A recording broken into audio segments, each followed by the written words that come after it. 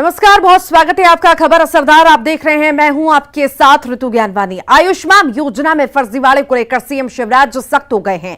आयुष्मान भारत योजना में फर्जीवाड़ा नहीं होगा बर्दाश्त।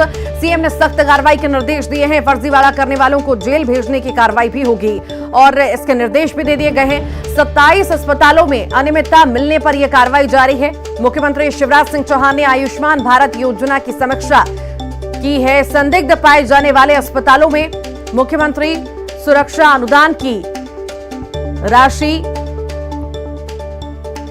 नहीं दी जाएगी।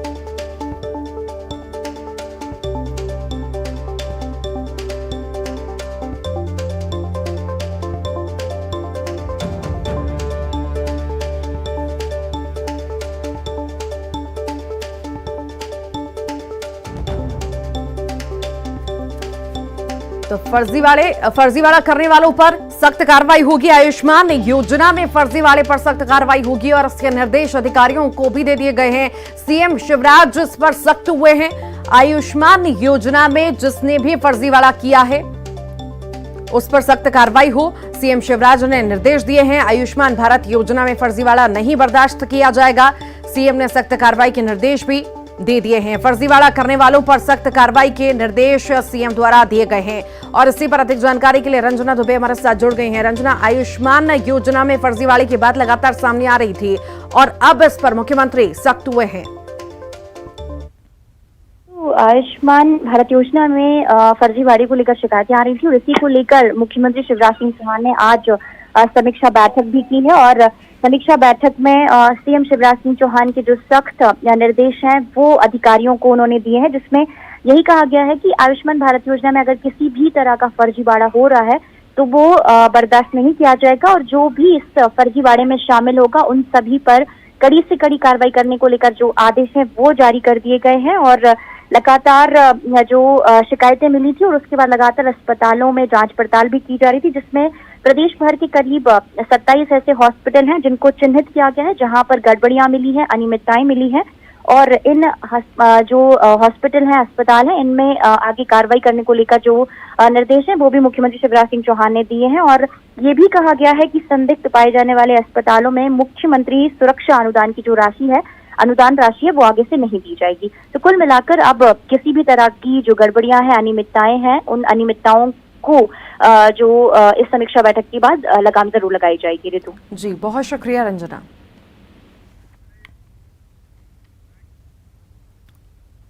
हिमाचल प्रदेश के 2 दिवसीय दौरे पर पहुंचे पीएम मोदी का धर्मशाला में जोरदार स्वागत किया गया। ये तस्वीरें आपको दिखाते हैं कि आखिर किस तरह से स्वागत प्रधानमंत्री का हुआ।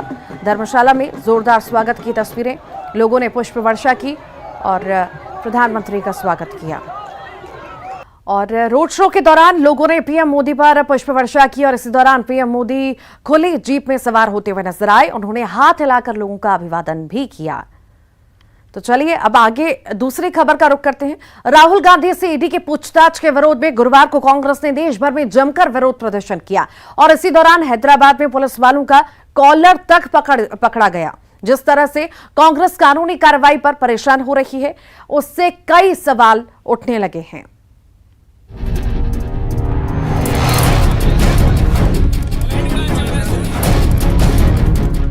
हैदराबाद से आई इस तस्वीर को देखकर आप अंदाजा लगा सकते हैं कि कांग्रेस नेताओं में केंद्र और ईडी के खिलाफ कितना गुस्सा है। तस्वीर में कांग्रेस नेता रेणुका चौधरी एक पुलिस वाले का कॉलर पकड़े दिख रही हैं। कांग्रेस का ऐसा ही गुस्सा और नाराजगी वाला प्रदर्शन देश भर में देखने को मिला। उत्तर से लेकर दक्षिण तक, पूरब से लेकर पश्चिम तक हर राज्य में कांग्रेस ने राहुल गांधी से चल रही पूछताछ के विरोध में मोर्चा खोल दिया। ये तस्वीरें जयपुर की है, जहां पूछताछ के विरोध में कांग्रेस ने राजभवन घेरने का ऐलान किया था, लेकिन जब कांग्रेस नेता ऐसा नहीं कर पाए तो पुलिस की लगाई बैरिकेडिंग पर चढ़ गए। लखनऊ में राजभवन घेरने की कोशिश कर रहे कांग्रेस नेताओं और कार्यकर्ताओं को भी पुलिस ने रोक लिया। चंडीगढ़ में भी कांग्रेस कार्यकर्ताओं ने विरोध में राजभवन घेरने की कोशिश की, जिसके बाद उन पर काबू पाने के लिए पुलिस को वाटर कैनन का इस्तेमाल करना पड़ा। तिरुवनंतपुरम में भी प्रदर्शन कर रहे कांग्रेस कार्यकर्ताओं को तितर बितर करने के लिए पुलिस ने वाटर कैनन का इस्तेमाल किया और आंसू गैस के गोले छोड़े। राहुल गांधी से नेशनल हेराल्ड मामले में ईडी लगातार 3 दिनों तक करीब 30 घंटे की पूछताछ कर चुकी है और फिर पूछताछ के लिए बुलाया है। दरअसल बीजेपी नेता सुब्रमण्यम स्वामी ने 2012 में दिल्ली की पटियाला हाउस कोर्ट में याचिका देकर नेशनल हेराल्ड अखबार की 2000 करोड़ की संपत्ति हड़पने का आरोप लगाया था। इसी पर ईडी यानी प्रवर्तन निदेशालय जांच कर रही है, लेकिन कांग्रेस को ये राज नहीं आ रहा। कांग्रेस केंद्र पर जांच एजेंसियों के दुरुपयोग का आरोप लगा रही है, लेकिन सवाल ये है कि कुछ गलत नहीं है तो कांग्रेस डर क्यों रही है? कानूनी काम में कांग्रेस अड़ंगा क्यों लगा रही है? क्या कानून पर कांग्रेस को विश्वास नहीं है? क्या केंद्र पर दबाव बनाने के लिए प्रदर्शन किया जा रहा है? ऐसे कई सवाल हैं जो कांग्रेस के प्रदर्शन पर उठ रहे हैं। क्या दूध का दूध और पानी का पानी कोर्ट में नहीं होगा? अगर होगा तो कांग्रेस के व्याकुल होने की वजह क्या है? Bureau report, news 18 network. Congress के राज्यसभा सांसद विवेक तनखा ने जांच एजेंसियों को अपना काम चुपचाप करना चाहिए, प्रचार करने का अधिकार नहीं है। ईडी राहुल गांधी के बारे में जैसे बातों को लीक कर रहा है, ऐसा लग रहा है जैसे भाजपा का प्रचार हो रहा हो। विवेक तनखा ने अग्निपथ योजना को लेकर भी केंद्र सरकार को घेरा।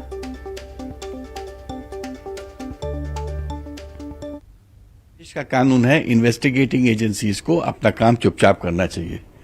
इन्वेस्टिगेशन एजेंसीज को प्रचार करने का कोई अधिकार नहीं है। वो प्रचार तब करते हैं जब उनका राजनीतिक कार्यक्रम होता है। तो जिस प्रकार से राहुल जी की बातें लीक करके टेलीविजन चैनल में चल रही थी, ऐसा लग रहा था इन्वेस्टिगेशन कम हो रहा था, प्रचार ज्यादा हो रहा था। क्या ये बीजेपी का प्रचार हो रहा है? तो मैंने प्रोटेस्ट किया कि आप ये बंद करिए या करवाइए, और जो दोषी अफसर हैं उनको पनिश करिए, क्योंकि अगर दिस इज हाउ इंडिया की इन्वेस्टिगेशन चलेगा। सोचो आपका विश्व में कितनी बदनामी हो रही है, लोग कितना आपका मखौल बना रहे हैं इस वक्त विश्व में। तो आप चाहते हो कि इंडिया की वो हालत हो जाए कि एक हास्यास्पद बन जाए स्थिति? तो इसलिए मैंने चिट्ठी भेजी, और मैं चाहता हूं कि अमित शाह जी, निर्मला जी और रिजिजू जी, जिनको 3 लोगों को मैंने चिट्ठी भेजी थी, वो इस पर नोटिस लें, और खाली राहुल जी के साथ नहीं, वैसे भी इन्वेस्टिगेशन एजेंसीज को बोल दिया जाए। उनको बड़ा अनाउंसमेंट करने का शौक है, तो ये भी एक बड़ा अनाउंसमेंट था। और मेरे को नहीं लगता कि ये बड़ा अनाउंसमेंट बहुत सोच समझ के किया गया, क्योंकि इसमें एक तो ये बात है कि 4 साल बाद वो व्यक्ति क्या करेगा, कौन सी नौकरी मिलेगी और कौन सी नौकरी आप दिला सकते हैं। आपके पास नौकरियां हैं कहां, कौन सी नौकरी आप दिलाएंगे? और इवन जो लोग रिटायर हो रहे हैं 16 साल बाद या 15 साल बाद या 20 साल बाद, जो करंट पॉलिसी है, उनको भी बड़ी मुश्किल से नौकरियां मिलती हैं। नगरीय निकाय चुनाव में टिकटों के ऐलान के बाद सिंगरौली बीजेपी पार्टी में घर के भीतर ही घमासान शुरू हो चुका है। टिकट के प्रबल दावेदार रहे सिंगरौली बीजेपी जिला अध्यक्ष वीरेंद्र गोयल की नाराजगी घोषित प्रत्याशी के पर्चा दाखिल करने के दौरान दिखी। जहां विधायक तो मौजूद थे, लेकिन जिला अध्यक्ष नदारद रहे। तो वहीं महापौर पद के प्रत्याशी चंद्र प्रताप विश्वकर्मा ने भरोसा जताया है कि पार्टी कार्यकर्ता एकजुट हैं और उनकी जीत के लिए पूरा प्रयास करेंगे। हालांकि पार्टी इस डैमेज को कंट्रोल करने के लिए हर तरह से अपना दमखम लगा रही है। स्थानीय विधायक का कहना है कि लोगों को टिकट ना मिलने का झटका जरूर लगा है, लेकिन अंत में सब एकजुट हो जाएंगे। हमने 5 साल नगर पालिका में सिंगरौली के स्पीकर बन के काम किया, तो इसी तरीके से मैं जनता का सेवा 5 साल महापौर बन के करूँगा। पूरे भारतीय जनता पार्टी कार्यकर्ता एकजुट हैं और भारतीय जनता पार्टी कार्यकर्ता हर वार्डों में अच्छे से चुनाव लड़ेंगे और इसका परिणाम अच्छा आएगा और आने वाले समय में सुखद स्थिति रहेगी। अपनी अपनी करते हैं, क्योंकि पार्टी को काम करते हैं तो उनका भी हक है मांगने का। तो प्रदेश नेतृत्व ने जिस पर मोहर लगाई है उसके साथ सब मिलकर काम फिर करते हैं। स्वाभाविक है कि इधर उधर का 2 दिन भले किसी को मन दुखी हो, हमें नहीं मिला था। देवास में महापौर पद की बीजेपी प्रत्याशी गीता दुर्गेश अग्रवाल ने शुभ मुहूर्त में नामांकन दाखिल किया। नामांकन भरने पहुंची गीता अग्रवाल के साथ विधायक गायत्री राजे पवार और जिला अध्यक्ष राजीव खंडेलवाल मौजूद रहे। उधर बीजेपी से ही महापौर के प्रबल दावेदार रहे रवि जैन ने विधायक गायत्री राजे पवार के समझाने के बाद पार्षद पद के लिए नामांकन दाखिल किया।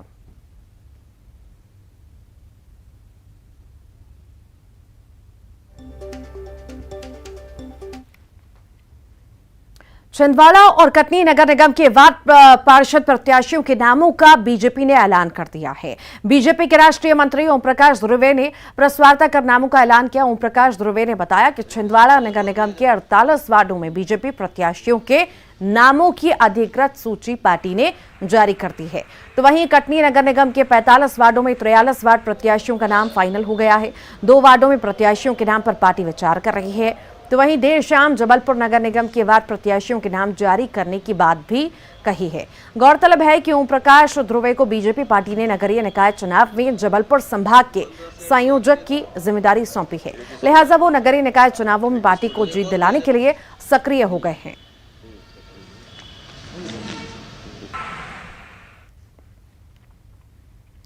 सागर से कांग्रेस की महापौर प्रत्याशी निधि जैन ने नामांकन दाखिल कर दिया। नामांकन से पहले शहर में रैली निकाली। रैली के साथ ही प्रत्याशी निधि जैन कांग्रेस के पूर्व मंत्री पीसी शर्मा के साथ ही कलेक्टर कार्यालय नामांकन जमा करने पहुंची। निधि जैन ने कहा कि छोटे छोटे मुद्दों को वो सबसे पहले चिन्हित करेंगी, पानी की सड़कों की समस्या को लेकर काम करेंगी। छोटे छोटे मुद्दों को मैं सबसे पहले इंगित करूंगी, जैसे पेयजल की समस्या है, सड़कें हैं गड्ढों में तब्दील हैं, उनको करूंगी। और जो एक बालिकाओं और महिलाओं की और युवाओं की जो एक शक्ति है, मैं इस बार दिखा दूंगी कि महिलाएं कितनी सशक्त हैं। घर का प्रबंधन और बाहर का प्रबंधन जिस तरह से होना चाहिए वो करके दिखाएंगे। दीदी आज शहर में कितना उत्साह देखने को मिला, जोश और उत्साह जो कांग्रेस पार्टी के कार्यकर्ताओं ने आज मुझे दिया और पूरे परिवार ने जो एकजुटता का परिचय दिया। मेरा सागर तो पूरा शहर ही मेरा परिवार है, मायका भी यहाँ है, यहाँ की बेटी भी हूँ मैं। आतंकियों के साथ जवानों की मुठभेड़ कुलगाम, पुलवामा और अनंतनाग में हुई। मुठभेड़ में सेना और आतंकी के बीच मुठभेड़ हुई। कुलगाम में सेना ने एक आतंकी को मार गिराया। सेना का ऑपरेशन अभी भी जारी है। पुलवामा में जवानों ने 15 किलो का आईईडी बरामद किया। जवानों ने आतंकियों की बड़ी साजिश को नाकाम किया है। जवानों को कूड़े से आईईडी बम मिला था। आतंकियों के 2 मददगार भी गिरफ्तार हुए हैं।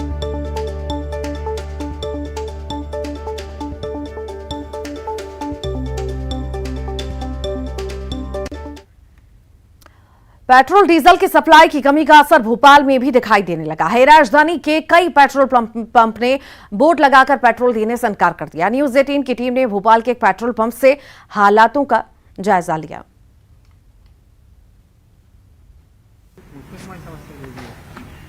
राजधानी भोपाल के पेट्रोल पंप पर भी पेट्रोल की किल्लत है। हम एक ऐसे ही पेट्रोल पंप पर मौजूद हैं जहां पेट्रोल न होने की वजह से उसे बंद कर दिया गया है। यहाँ आप देख सकते हैं बाइक सवार हैं, वो पेट्रोल लेने के लिए आए हुए हैं, लेकिन यहाँ एक जो बैनर इन्होंने चस्पा किया है वो इस बात की ओर तस्दीक कर रहा है कि पेट्रोल की किस तरीके से किल्लत है। इसमें लिखा हुआ है कि कंपनी से माल न मिलने की वजह से ग्राहकों की असुविधा के लिए क्षमा प्रार्थी हैं। ये मतलब ये है कि पेट्रोल नहीं है और पेट्रोल पंप बंद है। आखिरकार ऐसी स्थिति क्यों है और कब से है, हम बात करेंगे। यहाँ के मैनेजर हैं। अच्छा सर, ये बताइए कि ये पेट्रोल पंप आपका क्यों बंद है आज? सर क्या है, कंपनी माल नहीं दे रही है, माल ना होने की वजह से ड्राई है पूरा माल। कब से आपका पेट्रोल पंप बंद है? कल से ही बंद है। बिल्कुल भी पेट्रोल नहीं है? बिल्कुल भी नहीं है, जितना भी था वो पूरा खत्म है। तो ग्राहक परेशान हो रहे हैं यहाँ? जी, ग्राहक परेशान है, पब्लिक बहुत ज्यादा परेशान है। तो कितनी परेशानी हो रही है आपको? परेशानी तो बहुत हो रही है। गाड़ी कहीं भी बंद हो सकती है क्या? बिल्कुल रिजर्व में चल रही है गाड़ी। ये इस तरीके की जो परेशानियां हैं वो लोगों को सामने आ रही हैं और उनका कहना ये है कि राजधानी भोपाल की ये स्थिति है कि 2 पेट्रोल पंप वो देख के आ चुके हैं। ये तीसरा पेट्रोल पंप है जो बंद है और यहाँ भी उन्हें पेट्रोल नहीं मिला है, गाड़ी उनकी रिजर्व में है। ऐसी स्थिति में अगर जल्द ही इस समस्या का समाधान नहीं हुआ तो फिर लोगों को इस किल्लत से और ज़्यादा परेशान होना पड़ सकता है। कैमरामैन दीपक के साथ शरद श्रीवास्तव, न्यूज़ 18 भोपाल। खरगोन जिले में भी पेट्रोल डीजल सप्लाई की अघोषित कटौती से संकट गहराने लगा है और आगे और ज्यादा गहरा भी सकता है। जिले के पेट्रोल पंपों पर सप्लाई कम होने से आम लोगों की चिंता बढ़ गई है। विशेष रूप से मानसून की दस्तक से किसानों की चिंता बढ़ गई है। लोगों का मानना है कि डीजल पेट्रोल का संकट आ गया तो स्थिति गड़बड़ा जाएगी। हमारे संवाददाता ने लोगों से बातचीत की और जानना चाहा कि क्या समस्या हो सकती है। डीजल वगैरह के लिए लाइन लगाएंगे, मान लो मानसून आने वाला है, मानसून हो गया तो किसान लोग ढोने कैसे करेंगे, डीजल नहीं मिलेगा तो उसके लिए बहुत समस्याएं, चिंताएं बढ़ रही है अपनी। जिस प्रकार से डीजल और पेट्रोल में जो सप्लाई ऊपर से जो कम किया जा रहा है, इसके पीछे कुछ परेशानियां तो ये रहेगी कि हर आदमी आजकल वाहन से ही चलता है, बाइक से चलता है, कार से चलता है और संपूर्ण व्यवसाय जगत हर बात इस पेट्रोल डीजल के ऊपर ही टिकी हुई है। यदि इस प्रकार सप्लाई कम किया जाएगा तो आने वाले भविष्य में बड़ा चिंता का विषय बन जाएगा। खरगोन बड़वानी क्षेत्र आदिवासी बाहुल्य क्षेत्र है और इसमें परिवहन एवं माल ढुलाई के लिए बस और ट्रकों पे ही सब डिपेंड है। यहाँ पे ट्रेन की कोई व्यवस्था नहीं है। अगर ये इसकी सुचारू रूप से सप्लाई नहीं होगी तो आगामी दिनों में बहुत तकलीफ हो जाएगी। इंदौर शहर में चेन और मोबाइल स्नैचिंग की घटनाएं रुकने का नाम नहीं ले रही। मोबाइल स्नैचिंग का ताजा मामला फिर से सामने आया है और अब फिलहाल पुलिस मामले की जांच कर रही है। सीसीटीवी फुटेज सामने आया है कि आखिर कौन है ये लोग, उनको चिन्हित भी किया जा रहा है।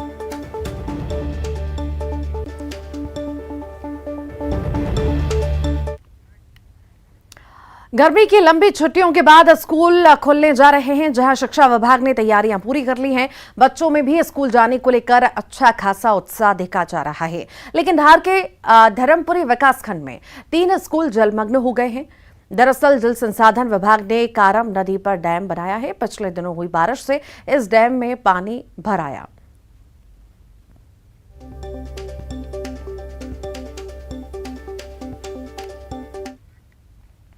और इसी बीच बड़ी खबर जशपुर से है। करंट की चपेट में आने से भालू की मौत हो गई। 11 केवी का तार टूटकर गिरा है। तार की चपेट में आने से भालू की मौत हो गई। भालू का अंतिम संस्कार किया गया। मनोरा वन परिक्षेत्र के कांटा बेल की यह घटना आपको बता रहे हैं।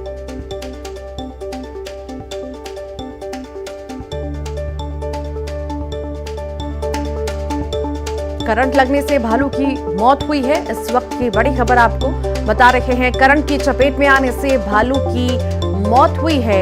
11 केवी का तार टूटकर गिर गया और इसी की चपेट में आने से भालू की मौत हो गई।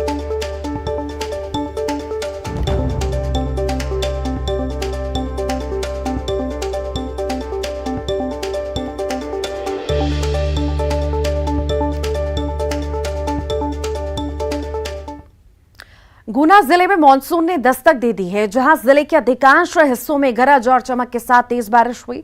बारिश से लोगों को भीषण गर्मी से राहत मिली। मौसम विभाग ने 5 दिनों तक लगातार बारिश की चेतावनी और गरज चमक के साथ बिजली गिरने की संभावना जताई है। गुना जिले के राघोगढ़, चाचोड़ा, आरोन, बमोरी में कई जगह बिजली गिरने की भी सूचना है।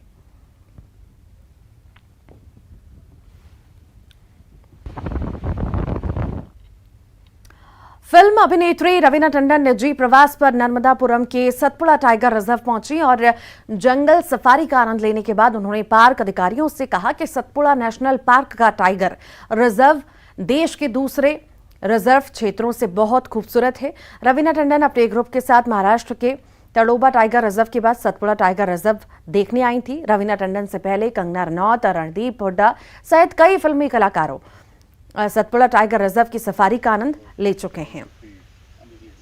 एक पिता अपना पूरा जीवन अपने बच्चों के लिए समर्पित कर देता है। उसका दिल तो बस अपने बच्चों की खुशी में ही खुश होता है। इस बार फादर्स डे पर न्यूज़ 18 लाया है पापा के लिए अपनी फीलिंग्स जताने का एक मौका। थैंक यू पापा, खास आपके लिए। फादर्स डे पर आप अपने पापा को गिफ्ट कर सकते हैं एक स्मार्टफोन। करना बस इतना है कि अपना फोन उठाइए और एक मिस्ड कॉल दीजिए। आपकी स्क्रीन पर दिख रहे इस नंबर पर।